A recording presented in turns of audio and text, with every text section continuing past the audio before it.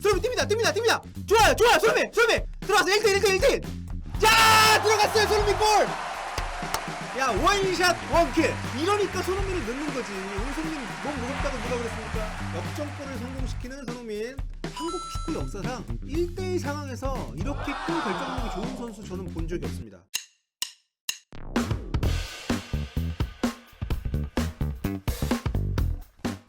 손흥민이 선발로 출전해 80분을 넘게 뛴 토트넘이 라스크 린치와의 유로파리그 5차전에서 3대3 무승부를 기록을 했습니다. 사실 내용만으로 봤을 때는 라스크 린치가 이겼어야 되는 그런 경기였습니다.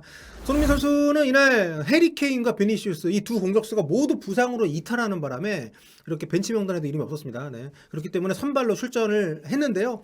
사실 이날 토트넘이 너무 못했어요. 전반전 시작하자마자 라스크린츠가 강한 전방 압박을 하면서 기회를 많이 만들기 시작을 했고, 라스크린츠의 결정력이 좀 좋았더라면 아마 전반전에 최소 2대0이나 3대0까지는 갈 수가 있었을 텐데 그렇지 못했었고, 또 전반 막판에 토트넘이 굉장히 운 좋게 언돈벨레 선수가 PK를 만들어내고 이걸 베일이 넣으면서 1대1 동점을 만들고 전반을 마칠 수가 있었습니다. 굉장히 꼬일 수가 있는 경기였는데 요소에서 좀 운이 많이 따랐던 토트넘이었다고 할 수 있겠고요.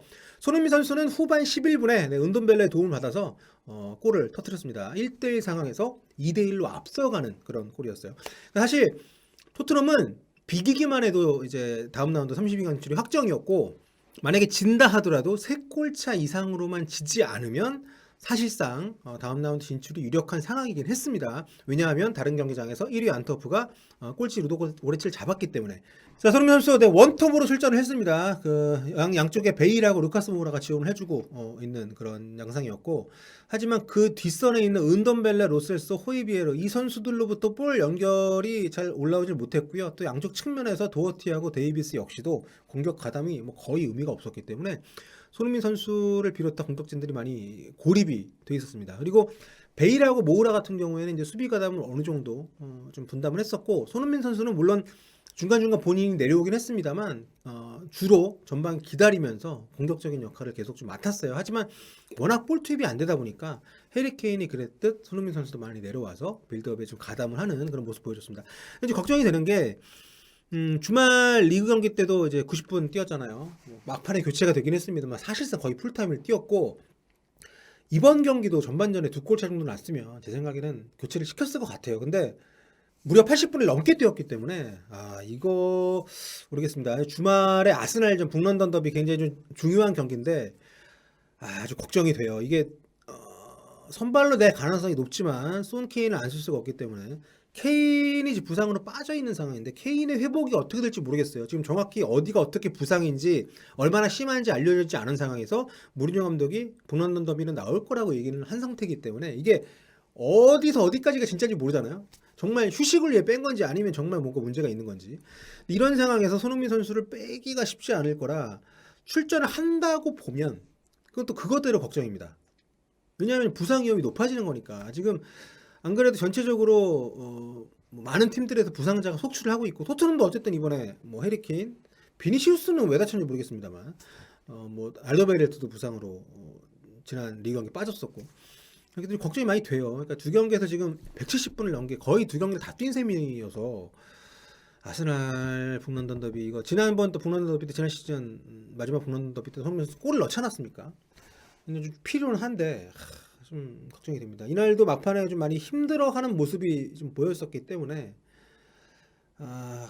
아무튼 이런 경기는 사실 비니시우스가 백업으로 나와서 선발로 띄워주고, 안 풀리면 손흥민 선수가 지난번 경기에서 그랬듯이 막판에 들어가서 후반에 들어가가지고 해결해주는 이런 정도 역할을 해야 되는데 좀 아쉽습니다. 자, 골은 후반 11분에 나온 골. 은돈벨레 선수가 손흥민이 뒷공간으로 뛸 때 정말 잘 찔러줬고요. 근데 손흥민 선수는 정말 대단한 것 같아요. 그러니까 1대1 상황, 골키퍼가 1대1 상황 만들었을 때 수비수가 따라오고 있었습니다만 오른발로 아주 멋지게 깔아차서 넣었는데, 제가 입중계 때도 말씀드렸습니다만 한국 축구 역사상 저는 1대1에서 이렇게 완벽하게 골을 넣는 선수는 정말 드문 것 같아요. 이렇게 수없이 주어지는 1대1 찬스를 만들어내는 것도 손흥민 선수의 능력이지만 그때마다 이거를 정말 완성도 있는 결정력, 골을 만들어내는 거, 이 세계적으로도 이런 결정력 있는 선수 없습니다. 오늘도 슈팅 딱 하나 했어요. 손흥민이 딱 하나 했는데 그 골 하나를 골로 연결시켰기 때문에, 그러니까 기록을 보면 이 가레스 베일은 오늘 가레스 베일이 슈팅 4개 가장 많이 했거든. 그런데 골이 없었거든요. PK 골을 넣었지. 이 4개 슈팅은 다 골이 안 됐습니다. 그렇기 때문에 굉장히 좀 손흥민 선수의 이 결정력이 아니었다면 토트넘은 좀 어땠을까? 네. 손흥민이 나갈 때는 분명히 2대1로 이기고 있었거든요. 손흥민이 나가고 나서 공교롭게도 꼭 손흥민이 빠졌기 때문에 동점을 허용했다고 제가 말하지 않겠습니다. 저는 연관이 있다고 보지만 뭐 너무 그 내표시 아니냐 하시는 분들이 많기 때문에 손흥민 나가고 베일 같이 나갔거든요. 이 두 선수 나가고 나서 2대1에서 3대3이 돼버렸죠, 경기가. 그러니까 참 전체적으로 이 팀이 선수층이 많이 두꺼워졌다고는 하지만 주축 선수 몇 명에게 아주 의존도가 높은 팀이다. 해리 케인 없으니까 경기 안 풀리죠. 그러니까 은돈벨레가 중원에서 굉장히 탈압박도 좋고 볼 진행, 전진도 잘 시킵니다만 패스가 안 좋아요. 그러니까 해리 케인이 있을 때 해리 케인이 좌우로 찢어주는 패스, 손흥민 뛸 때 거기 맞춰가지고 떨궈주는 패스. 이날도 가레스 베일이 손흥민이 단독 찬스, 둘이 같이 박스 안쪽으로 침입했을 때 손흥민이 건드리면 골을 넣을 수 있는 위치까지 왔는데 이게 약간 엇갈렸잖아요. 그러니까 케인이 빠졌을 때 그런 어떤 마지막 패스를 넣어줄 수 있는 선수의 존재가 굉장히 그 구멍이 커지는 거. 그러니까 로셀소한테 그런 모습을 기대했는데 로셀소가 이날은 호이비에로와 함께 이제 보통 윙크스가 나오는 위치 내려가서 뛰었는데 로셀소는 제가 늘 말씀드립니다만 공격형 미드필더예요. 수비적으로 안 됩니다. 이날도 볼 굉장히 많이 뺏겼고 터치도 이날 또 안 좋았기 때문에 전체적으로 중원에서의 그런 허술함이 라스크린치에게 아주 많은 기회를 헌납을 하는 기회로 연결됐고요. 그리고 이 얘기 안 할 수 없죠. 네. 이 오늘 토트넘 포백은 정말 회초리 맞아야 됩니다. 이 조아트 골키퍼 이가 붙은 게 골로 연결된 실수를 범했을 때 이가 붙거든요. 그러니까 이게 세 골 중에서 최소한 한 골 정도 막을 수가 있지 않았나. 뭐 2골 정도라고 보는 게 좀 더 합리적인 시각이겠습니다만. 그러니까 조아트가 거의 세이브가 없는 경기를 했고요. 정면으로 오는 거 외에는. 그렇기 때문에 조아트 골키퍼의 그런 뭐랄까 부진한 모습도 부진한 모습이지만 경기 내내 도어티, 산체스, 탕강가, 데이비스 정말 삽질의 향연이었습니다. 네. 그것도 뭔가 올라오다가 끊기는 이런 것도 아니고 박스 안에서 실수, 뭐 걷어내는 게 실수도 있었고요. 상대 수비수 놓치는 장면도 있었고요. 제공권은 여전히 완전 쉐시였고요. 이런 상황들이 계속해서 반복이 됐기 때문에 전반전에 한 골밖에 내주질 않은 게 정말 천우신조였다, 행운이었다 생각이 들 정도로 정말 실수들이 많이 있었습니다. 그러니까 뭐 빌드업 얘기를 할 것도 없는 게요. 최후방 수비진들의 실수가 워낙 많다 보니까 뭐 수비수 거쳐서 뭐 호이비에를 거쳐서 앞쪽으로 나오는 이런 시도 자체를 별로 기대할 수가 없었어요. 그래서 오늘 수비진들이 싼 똥을 전반전부터 후반 중반까지 호이비에르 선수가 그걸 다 치우고 다녔습니다. 네. 막판에는 호이비에르도 지쳐가지고 실수가 좀 있긴 했었습니다만 참 좀 전체적으로 오늘 토트넘 입장에서는 다음 라운드 진출을 확정한 것은 의미가 있는 경기지만 좀 이런 게 좀 많지 않나. 왜냐하면 손흥민도 거의 풀타임 뛰었고 호이비에르가 또 이제 풀타임을 뛰었기 때문에 이 중요한 두 선수가 아스날전에서 과연 풀핏으로 나올 수가 있을지 그런 걱정을 좀 많이 하게 했던 그런 시합이었습니다. 자, 뭐 이거 AI 평점이지만 재미로 한번 볼게요. 네, 조아트 선수가 이제 4.5점, 손흥민 선수는 7.4점, 최고점은 이제 베일한테 7.7을 주는데. 모르겠습니다. 뭐 저는 모르겠어요. 이게 압박도 좀 덜했고 PK골 넣은 거 외에 물론 이 트랜지션이라고 하죠. 공수전 안에서 좀 빠른 스피드가 예전보다 많이 죽었지만 그래도 수비에서 공격으로 빠른 볼 전진 그 반대쪽으로 볼 전환 이런 모습은 좀 안정적으로 보여주긴 했습니다만 네. 경기는 4-2-3-1로 진행을 했는데 막판에는 3백 사실상 5백 도어티하고 데이비스 내려오고 막판에는 이제 그 오리에까지 투입을 하면서 오리에가 또 사실 수비수잖아요. 네.